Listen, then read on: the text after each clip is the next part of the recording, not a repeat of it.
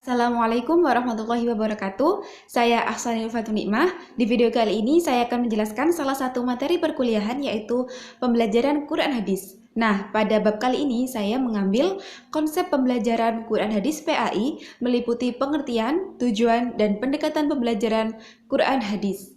Nah, adapun subbab di dalamnya yaitu yang pertama pengertian pembelajaran Quran Hadis, kedua tujuan pembelajaran Quran Hadis, ketiga pendekatan pembelajaran Quran Hadis, dan yang keempat yaitu urgensi pembelajaran Quran Hadis. Nah, simak yuk penjelasannya. Please keep on watching. Sebagai salah satu mata pelajaran pada pendidikan agama Islam, Quran Hadis berperan penting dalam membentuk karakter peserta didik yang melek agama dan juga menjadikannya insan yang amar ma'ruf nahi mungkar. Mengapa demikian? Karena Quran dan hadis merupakan pedoman dan juga ilmu dalam Islam yang paling utama. Maka dari itu, mempelajarinya adalah wajib dan mengamalkannya di kehidupan sehari-hari ialah harus dilaksanakan. Maka dari itu, pemberian Quran hadis atau materi pelajaran Quran hadis ini harus diberikan sejak dini, baik di lingkungan keluarga maupun di lingkungan sekolah, agar peserta didik terbiasa tertanam juga mengenai Quran hadis di dalam jiwanya. Maka dari itu, ia akan mampu untuk mengimplementasikannya di kehidupan sehari-hari. Oke, kita masuk pada subbab yang pertama, yaitu pembelajaran Quran hadis. Nah, di sini saya akan membedah pengertian antara pembelajaran dan juga Al-Quran Hadis terlebih dahulu ya. Yang pertama yaitu pembelajaran. Menurut Rustiah NK, dalam bukunya yang berjudul Strategi Belajar Mengajar, mendefinisikan bahwa pembelajaran ialah proses interaksi antara guru dan murid dalam penyajian dan penyerapan materi pelajaran yang diakumulasikan dalam kelompok formal.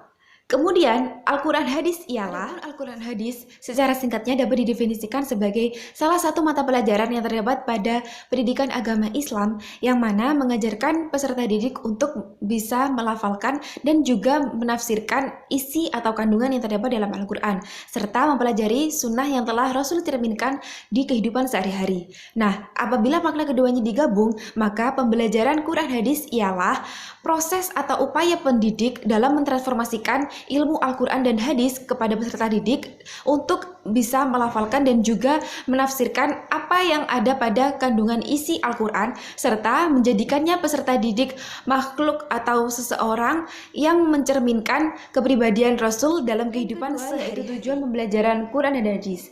Adapun suatu mimpi, suatu rengrengan ataupun suatu rencana pasti memiliki goals atau tujuan yang ingin dicapai. Tak terkecuali juga pembelajaran Quran dan hadis. Nah, adapun tujuan pembelajaran Quran dan hadis ini memiliki beberapa tujuan, di antaranya yang pertama yaitu memberikan kemampuan dasar kepada peserta didik dalam hal membaca, menulis, membiasakan, dan menggemari untuk membaca Al-Quran dan hadis. Yang kedua yaitu memberikan pengertian, pemahaman, dan penghayatan kepada peserta didik terhadap isi kandungan ayat-ayat suci Al-Quran dan hadis. Yang ketiga yaitu membina dan membimbing perilaku peserta didik dengan berpedoman kepada ayat suci Al-Quran dan hadis. Yang keempat yaitu memberikan pengetahuan atau bekal kepada peserta didik melalui Quran dan hadis agar ia dapat mengambil keputusan.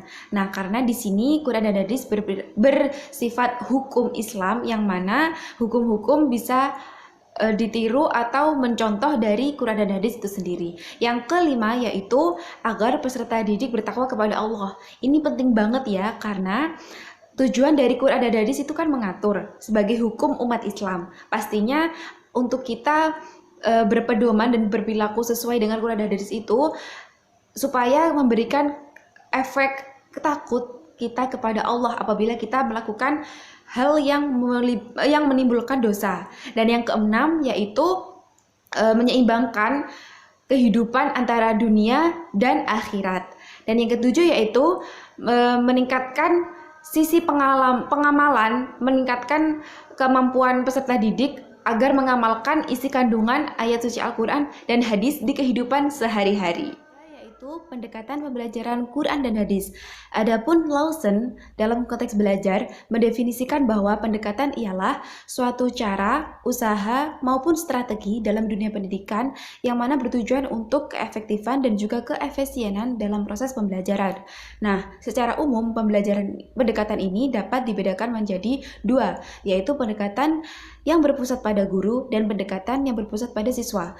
pendekatan pembelajaran yang berpusat pada guru ialah di sini peran guru sebagai motivator, fasilitator, dan juga moderator maupun sebagai pelaku utama dalam suatu proses pembelajaran. Artinya, guru di sini sebagai nahkoda atau pemegang kendali dari suatu pembelajaran di dalam suatu kelas.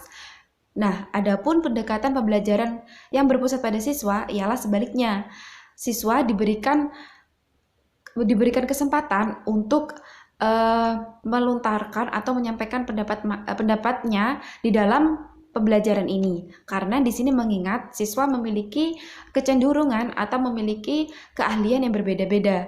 Nah, dengan seperti itu siswa akan mampu untuk melontarkan ataupun mengutarakan apa yang ada di pikirannya. Nah, di sini saya telah memberikan 3 contoh pendekatan yang bisa dilakukan dalam pendekatan pembelajaran Quran dan Hadis. Yang pertama yaitu pendekatan inquiry. Pendekatan inquiry yaitu sama halnya dengan istilah discovery, problem solving maupun reflective thinking.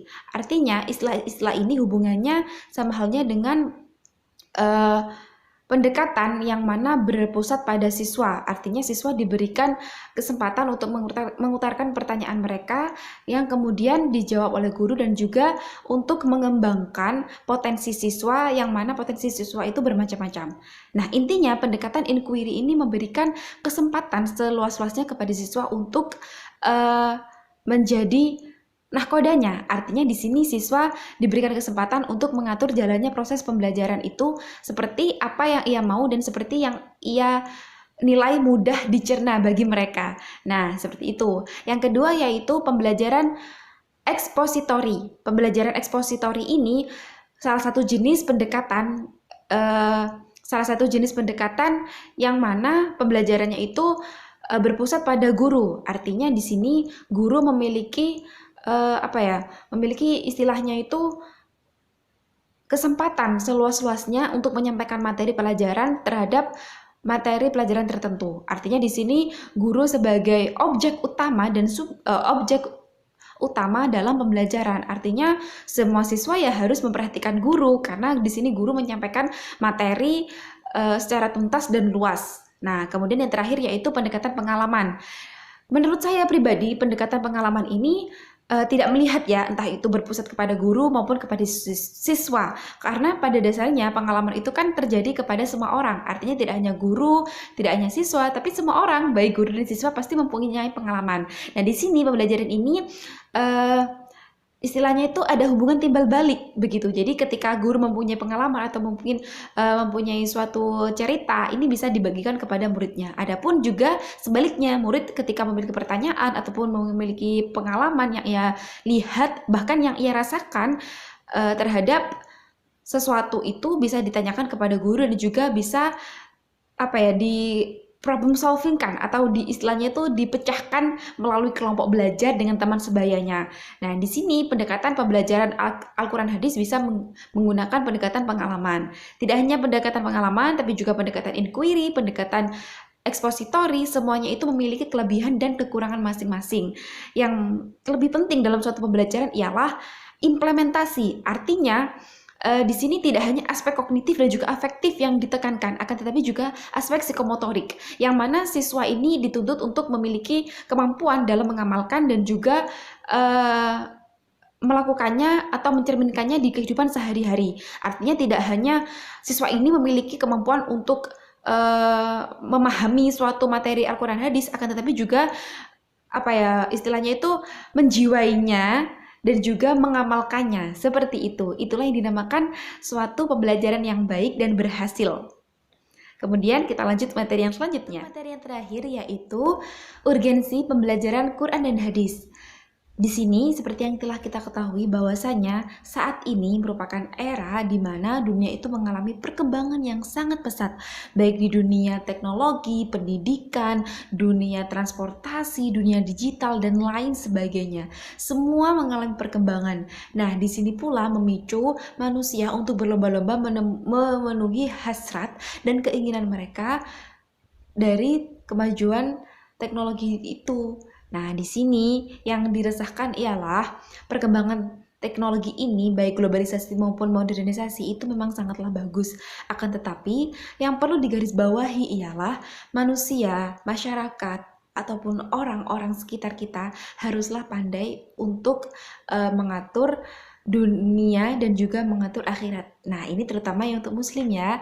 Nah, di sini penting sekali posisi Quran dan hadis dalam membimbing seorang muslim itu agar hidupnya itu berpedoman pada dua hukum syariat tersebut. Adapun urgensi dari pembelajaran Al-Quran dan hadis tersebut melihat dari berbagai fenomena yang saat ini terjadi, di antaranya yaitu yang pertama pembiasaan. Artinya di sini melalui Al-Quran dan hadis manusia ataupun orang ataupun umat muslim itu dibiasakan untuk selalu berkaitan dengan Al-Quran dan hadis. Yang kedua yaitu pemahaman. Bagaimana seorang muslim itu mampu memahami isi kandungan Al-Quran dan hadis. Yang ketiga yaitu sumber nilai. Di sini Al-Quran dan hadis merupakan sumber nilai dan juga sumber hukum bagi umat muslim. Yang ketiga yaitu sumber motivasi.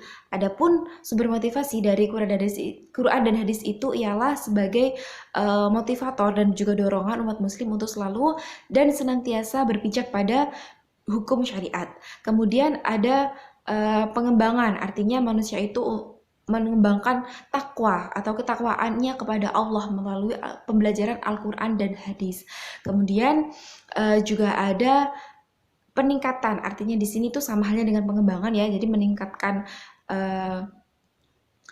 keimanan kita. Kemudian juga pencegahan, artinya yaitu menangkal berbagai hal-hal yang negatif yang bakal atau kemungkinan bisa menerjang akal pikiran manusia, dan dengan mempelajari Quran dan hadis maka kita akan terhindar dari hal tersebut. Kemudian juga ada perbaikan, artinya memperbaiki apa yang ada di dalam pikiran, apa yang ada di dalam jiwa kita sebagai umat muslim melalui pembelajaran Al-Quran dan hadis. Dan masih banyak lagi urgensi yang lainnya. Demikian itu tadi penjelasan dari saya. Adapun kesalahan maupun kekeliruan dalam saya menjelaskan, saya mohon maaf yang sebesar-besarnya. Akhirul kalam, wassalamualaikum warahmatullahi wabarakatuh.